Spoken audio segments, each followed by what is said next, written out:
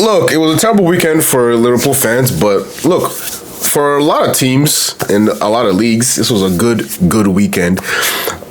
Key wins, low separation in the tables, and I don't know, it's becoming more interesting, right? Like the leagues are becoming a little bit more interesting as the season carries on, as we get to October, middle of October, November. Start to see little separations, gaps. All the teams that started hot that are not really contenders will start to fall off, and the real teams will start to show up again. So I'm excited. This international break is a good chance to kind of look back at the last weekend of football and talk about some things that happened, okay? And we're going to do that in episode 6 of Fiyin's Final Take. Now, there's only one place to start. It was the biggest game of the weekend. Chelsea-Liverpool. Now, I covered most of this game in my match recap, where I basically was yelling at Liverpool for being crap for the entirety of the game. But I did give a lot of credit to Chelsea, and I'll do a little bit of that again in this video. Chelsea's press in that first half, when a team presses so aggressively in the first half, you always think to yourself, they can't keep this up. By the second half, they're gonna wear down, they're gonna get tired, and the other team's gonna kind of pick it up. That didn't happen. Chelsea continued to press, continued to be aggressive in the second half. Yes, Liverpool picked it up, but they still had that energy level, which was bizarre to me because you wouldn't expect that from, I don't want to say a young team, because yes, young players are more fit, they're more athletic, they're more whatever, but pressing is a mindset, it's a skill, right? So you don't expect just young teams to press so effectively and so consistently, right? You're probably looking at a bit of a more mature team. So Chelsea played an incredible game. The first goal, and it's not really anything to talk about, right? Caicedo receives the ball deep, great position, great kind of lets the ball go across his body, finish, pass McAllister into the top corner. People were talking about Van Dijk. Van Dijk should have pressed Van Dijk. I think I saw Gusto right at the edge of the box. If you press that, you're leaving the pass open and probably an easier chance to score, right? So I understand why Van Dijk kind of pressed off and just dared him to shoot. I know Caicedo's been hitting those long shots more consistently, but you'd live with that more than you would an inside the box shot, right? So I understand it, but just to take the lead, and Liverpool kept pressing from that point on, right? Pressed on. Second half, especially, they pressed on a little bit more, and then they get their goal with the little Isak touch, Soboslai's cross, Isak touch, and Gakpo taps it in, and then there's kind of 20 minutes of limbo, right? You don't really know which way the game's going. I see Maresca takes off his center back because they're injured, but he brings on Gui, he brings on Gittins, he brings on Esteval, and I'm seeing Arne Slot bring on Endo, for example. Like, why is Endo seeing the pitch in a game like this? I've already said it many times. Look, yes, bless his heart, he works hard, he has great work rate, energy, whatever. There's certain players I do not want to see in my football club in certain matches, right? If I don't want to see Endo against any top 10 team in the Premier League, it's got to be Burnley's and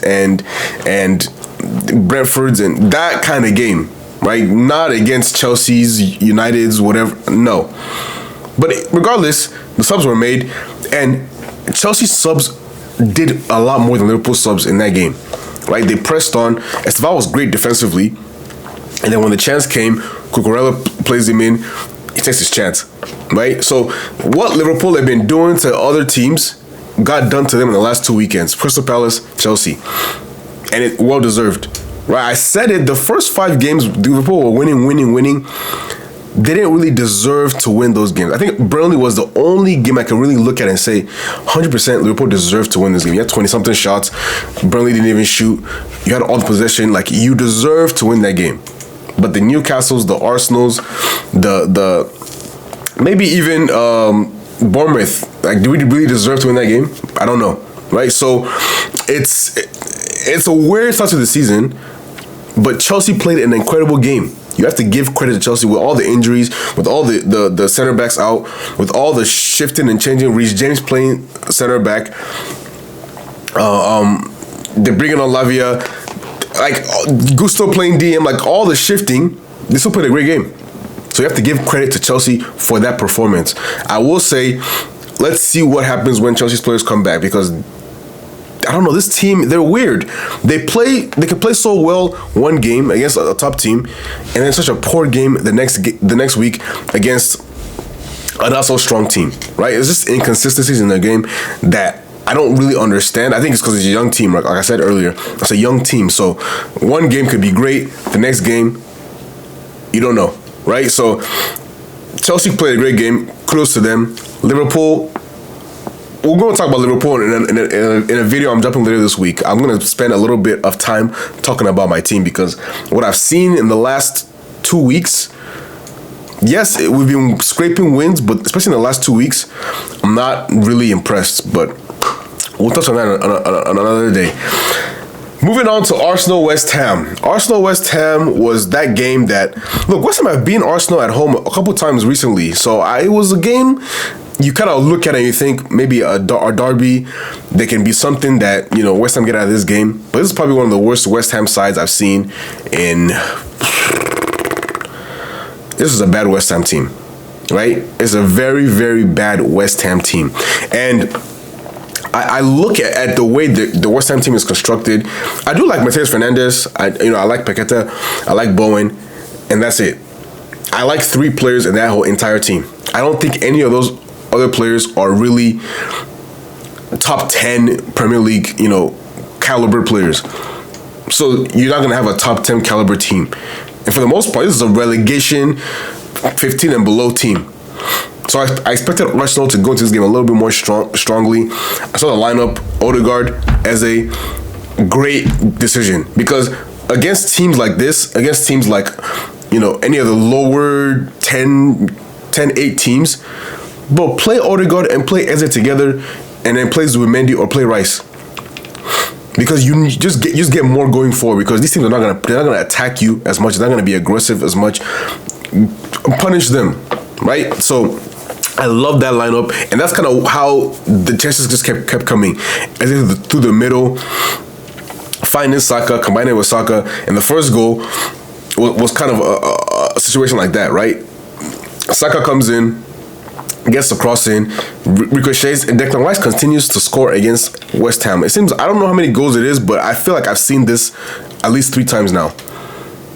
It's minimum 2, because I remember he scored against them, was it last season or the season before? He seems to always score against West Ham, and then never celebrates, but whatever. 1-0 Arsenal, and then the penalty, 2-0 Arsenal.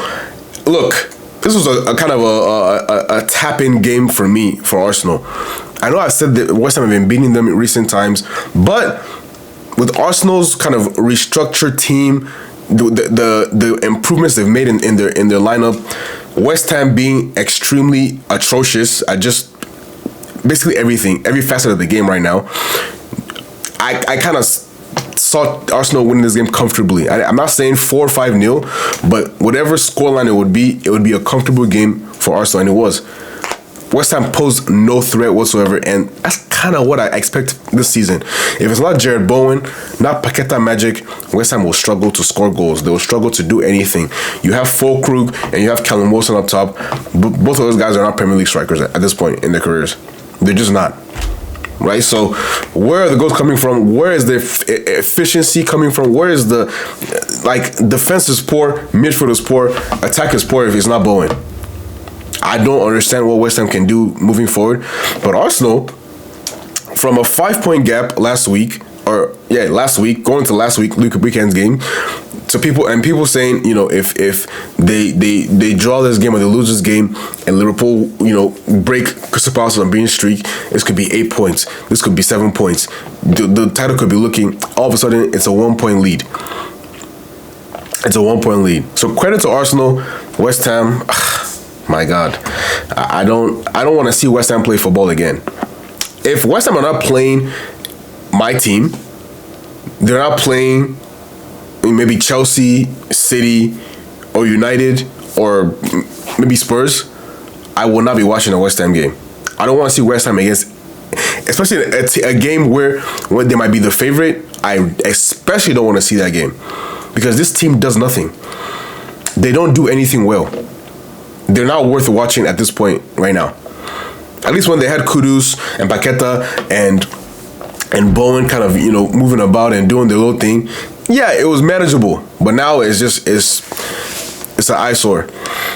Moving on to Manchester United 2, Sunderland 0. Now, United, this is one of those games where I think United fans kind of get a little carried away, right? You look at the performance, you look at the Sesko scoring, you look at Mason Mount scoring, and you think to yourself, oh, wow, it's a great win.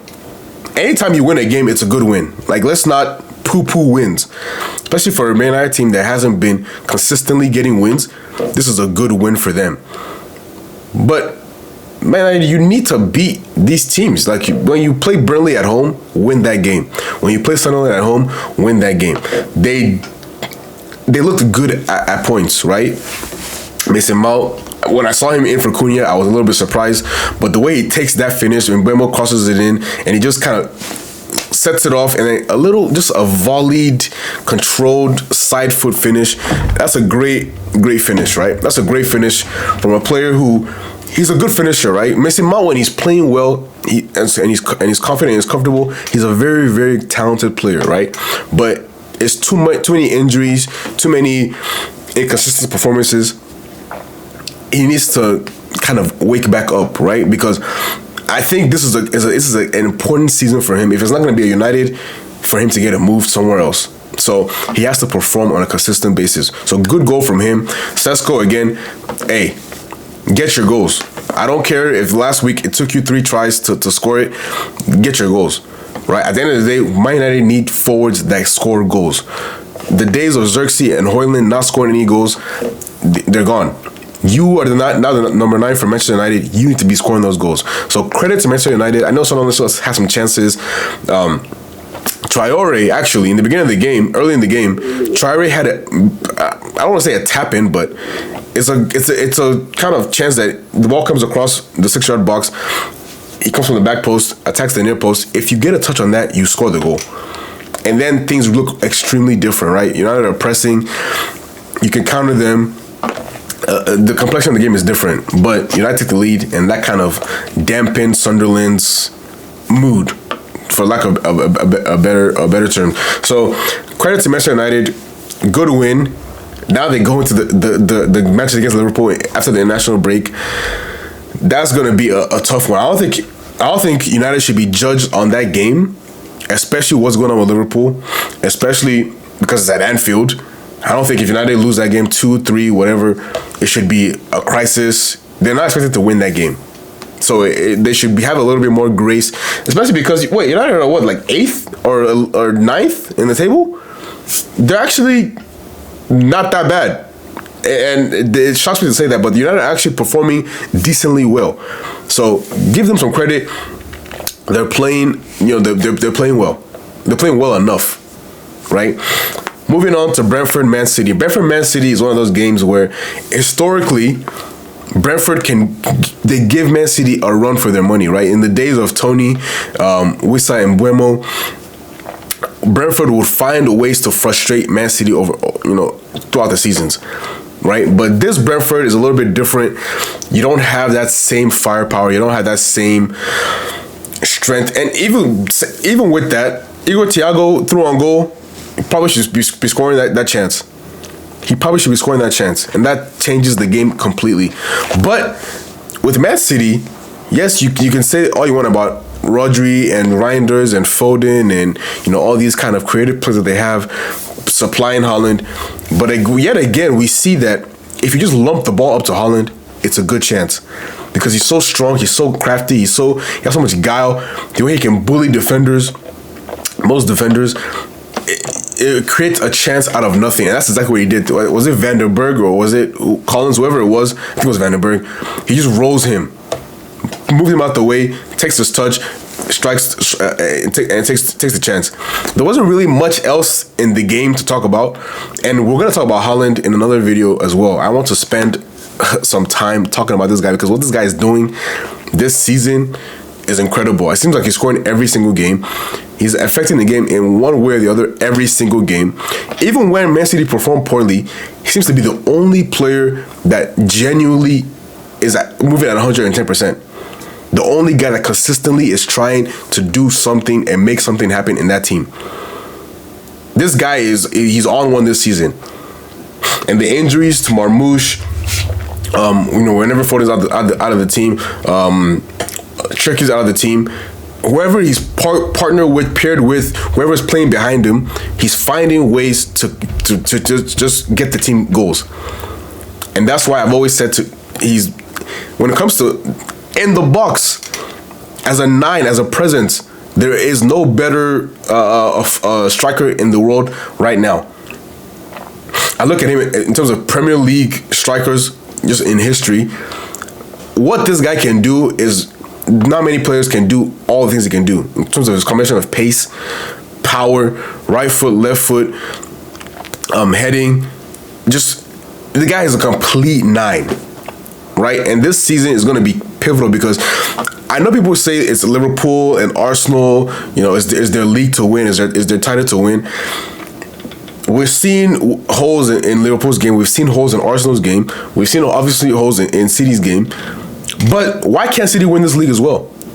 Why not? As long as you have Haaland, he's basically guaranteeing you almost a goal a game. You're just asking for Foden or Marmoush or Reinders, whoever else to contribute with 1 or 2 extra a game. And that's even assuming that the defense doesn't hold up, which it's looked decent at times. I know they've blown some 2-goal lead. I think it was to Monaco they blew a 2-goal lead. But at times this defense can look really, really stifling. So why can't Man City win this league? With the play like this in form, you have the best player in the league right now. I always feel like if you have the best player in the league, you always have a chance to win the league.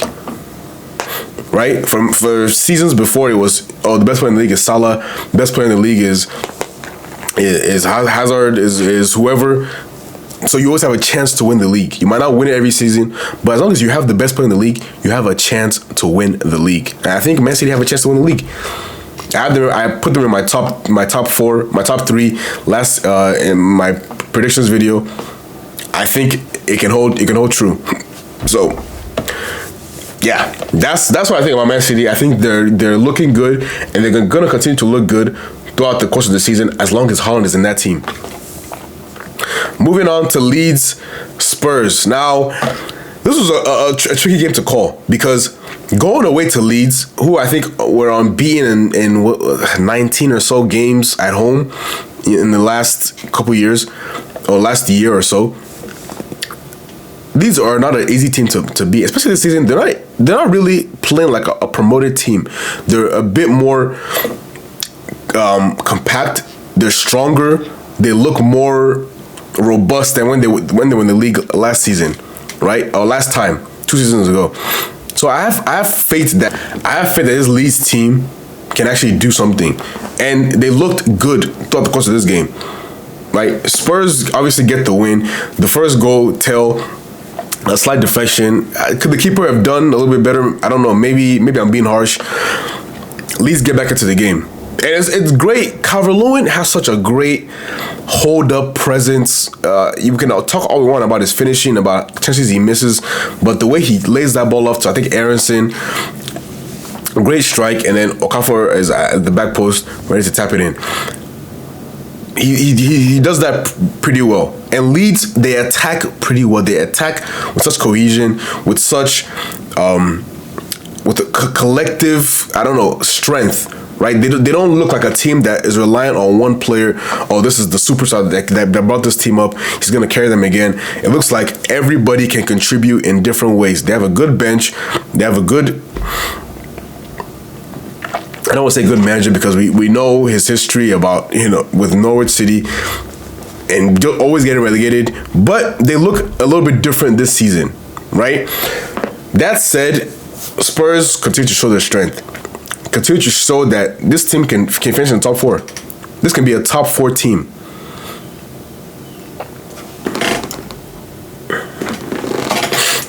This can be a top 4 team. And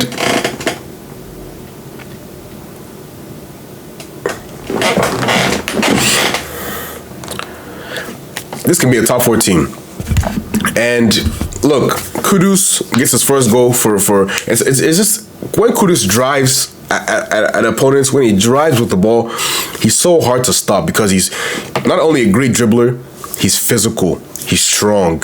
You can't just bump him off the ball. If he gets going at full 100% speed, to knock the guy off the ball, to take the ball off him is extremely difficult. He gets a little bit lucky with the deflection, but that's all. That's who Kudus is.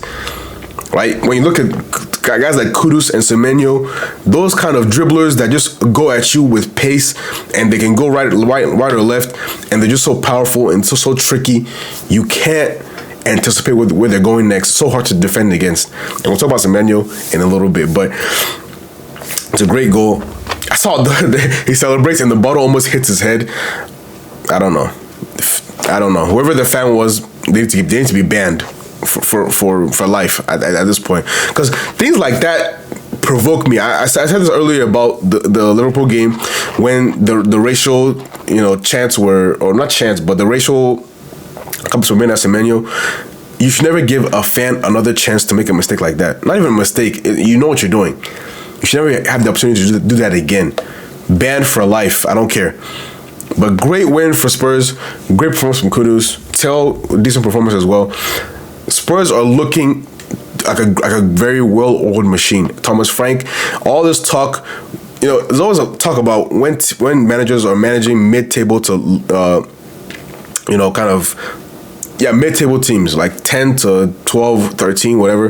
Those types of teams, when managers are managing those teams, people always say things like, if he goes to a top 6 side, he can really do something special. He can really, and now we're really seeing him do something special, right? Third place, or is it fourth? Third or fourth? I think they're tied with Bournemouth. Performing in the Champions League, this team looks very, very good. Okay, and now let's touch on some other games from the Premier League. Just quick hitters. Bournemouth 3, Fulham 1. The thing to talk about in this game is Antoine Semenyo. This guy is it. He's it. We said he was it last season. We thought he would move maybe to Arsenal, maybe to Liverpool, somewhere, even United. I don't know, somewhere. Chelsea. He could go to any of these teams. He could start for any of these teams. And I'm surprised that he's staying in Bournemouth. But look, he's there and he's performing. I think 8 goals and 3 assists, all comps this season. This guy is on form. His second brace of the season. One against Liverpool, now against Fulham. Right foot, left foot, strength, dribbling. He has the entire package. And then just give some credit to Justin Kluivert as well. Justin Kluivert, he scores great goals.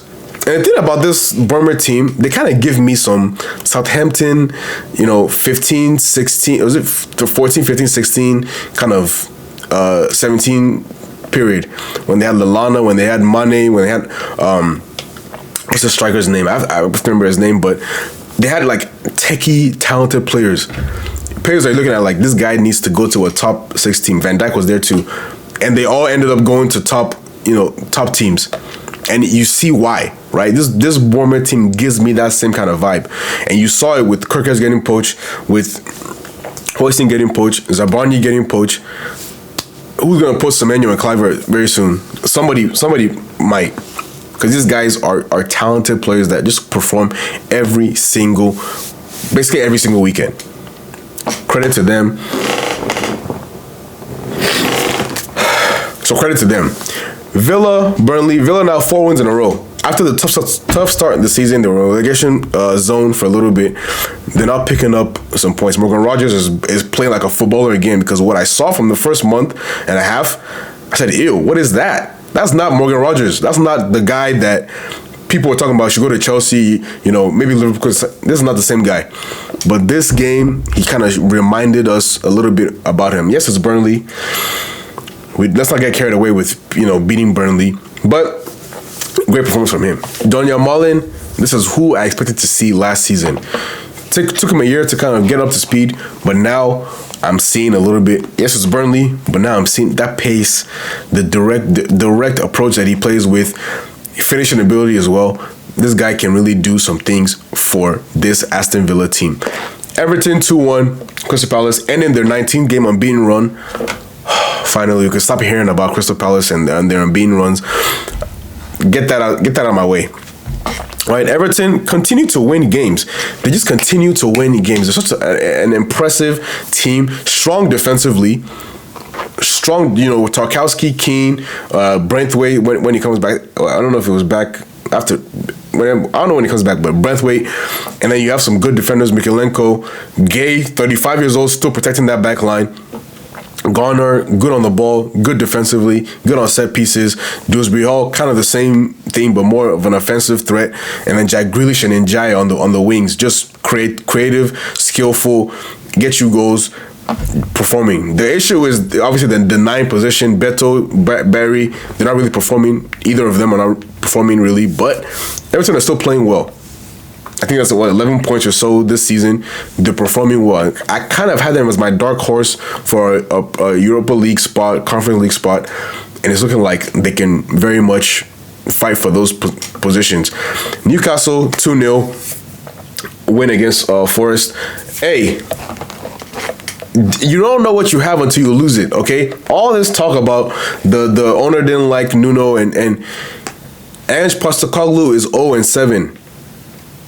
0 wins in 7 games, 2 draws, 5 losses. You don't know what you have until you lose it. I'm telling you, it's not going to be as rosy. This Forest team, they played. I don't want to say they played well under Nuno. It wasn't like a great football, but it was results. You're now getting no football and no results. So look, I'm not going to sit here and slander Ange and say all these terrible things about Ange, but you kind of know what you're getting with Ange. Like, he's not going to be able to play that defensive approach that the Nuno was playing. And you do have some attacking players, but you need to platform them to start playing more attacking football. Right? So that's the Premier League roundup. Great wins for Arsenal. Great wins for Chelsea, United, Spurs, City. Oh, all the top 6 teams except for Liverpool. So, yeah. Yeah, is what it is. Moving on to La Liga. La Liga this weekend was spicy. We can always start in one place. Sevilla 4, Barcelona 1. We said it. That high line, especially without Inigo Martinez and his experience and his leadership and the way he organizes that back line, Barcelona are going to look a lot more vulnerable this season. Okay? Kubarsi does not look good. Araujo, we know what he is. He hasn't looked good. Sevilla ran the same play every single attack. Hold the ball, pass it to one of the wingers, and then wait for the guy in the middle to get onside, play him in, and get a chance from that. Kept doing it over and over. Romero scored like that. Akor Adams at the end of the game scores like that. They get the penalty, obviously, from Araujo's bonehead. Just Araujo being Araujo. Right? Get the penalty from that. Score the goal. 4-1. Yes, we can say all the things we want about, Barcelona and the Highline, but you should not be losing 4-1 to Sevilla. You should not. I can't remember the last time Sevilla scored 4 goals in a game. They've been struggling to score for how many seasons now? And they give you 4-1? Mind you, Alexis Sanchez, I didn't even know this guy was still kicking about. I see him on the lineup. I see him score. I said, what the hell? This guy's on like every team. Udinese, Inter, Marseille. Like, these guys are literally moving from club to club to club to club. But anyways, credit to him. I will give credit to Marcus Rashford. Great finish, great pass from Pedri. And I think now Rashford is out for a little bit. So now you're out. You're without Rafinha. You're without Yamal. You're without Rashford. You're without Firmino. So basically all your attacking options are Ferran, Lewandowski, who looks washed, by the way. I don't know how he fell off a cliff so fast, but he looks washed. Olmo and Rooney Balaji. Your front 4 are basically 4 guys you cannot rotate because Rafinha, Yamal, Firmino, and Rashford, the other 4 that would play in those positions, are now injured. So it's going to be tricky for Barcelona. I think the Clásico is at the end of the month. I don't think Yamal is back in time. I don't think Rashford is back in time. Maybe Rafinha is back in time. Hopefully Firmino is back in time. But it's looking scary for Barcelona now, right?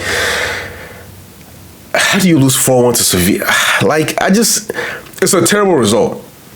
Especially considering that Real Madrid won their match 3-1 against Valencia. Convincingly, might I add. Right? I know the goals didn't look convincing.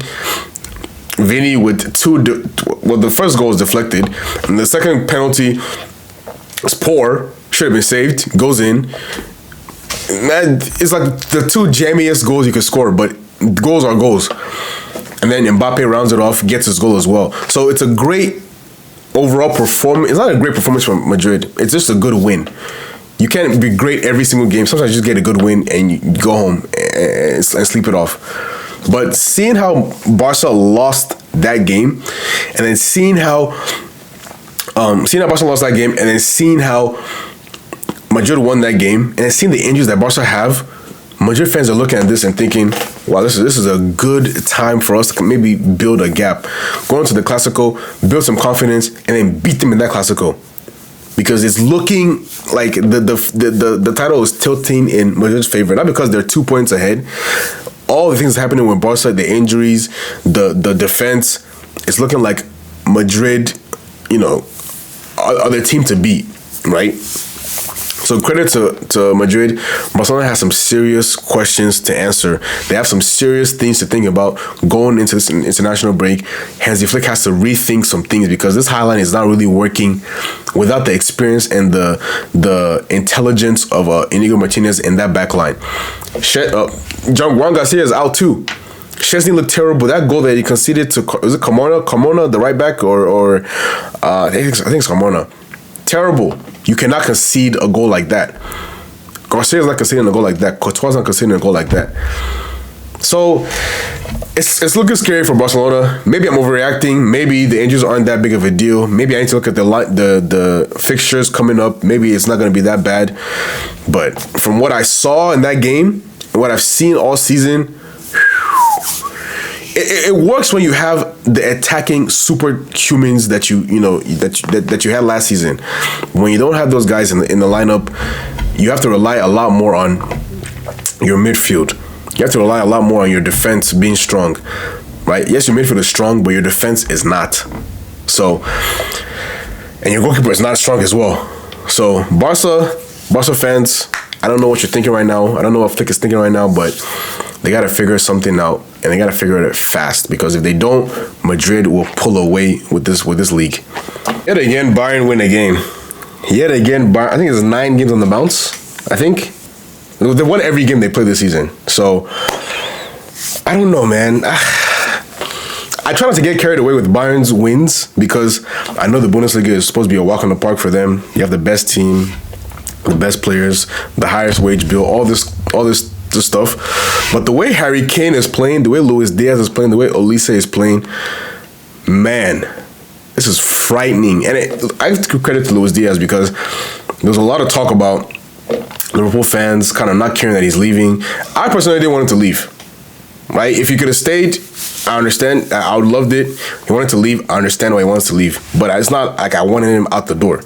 Luis Diaz gave us a lot of different things last season. He's on fire. Harry Kane is on an inferno. I don't even know what the level above fire is, but that's where Harry Kane's at. Scores every game, just does something every game. This guy's insane. And Bayern, look, I'm gonna make a bold prediction. I think Bayern are making the semifinals of the Champions League. I think they will make it. You have to think. I don't know if Musiala's coming back this season. I don't know when he's coming back. But the way Bayern look right now, this is a semi-final of the Champions League team. That's my bold prediction. I won't sit here and spend too much time talking about Bayern, because we know what Bayern is. We know what Harry Kane is. We know what. Actually, we're gonna talk about Harry Kane in another video, right? We know what these guys are. So we can already anticipate the win in this league. Leverkusen are extremely poor. Dortmund.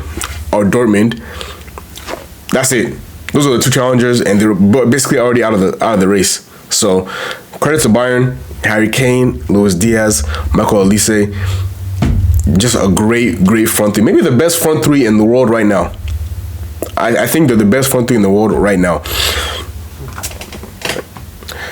A couple of things to touch on in Serie A.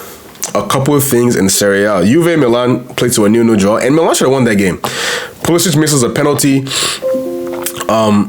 Pulisic misses a penalty, and then Leao had a couple chances. Modric,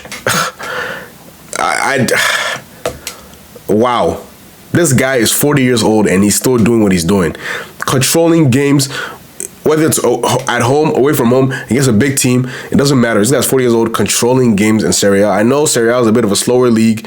You know, it's better for older players, but what he's doing is still insane, right? So credit to Modric, but Milan probably should have won that game. Pulisic, that's a penalty. You're gonna wake up and just look at yourself and think, what the hell was that? What the hell was I doing? Leao, I know he's just recently back from injury, but you gotta take one of those chances at least. Maybe I'm being harsh. Maybe he has to get back up to speed, get back fresh again, and then expect a little bit more from him. But that's a game where Milan are looking at and thinking we should have won that game.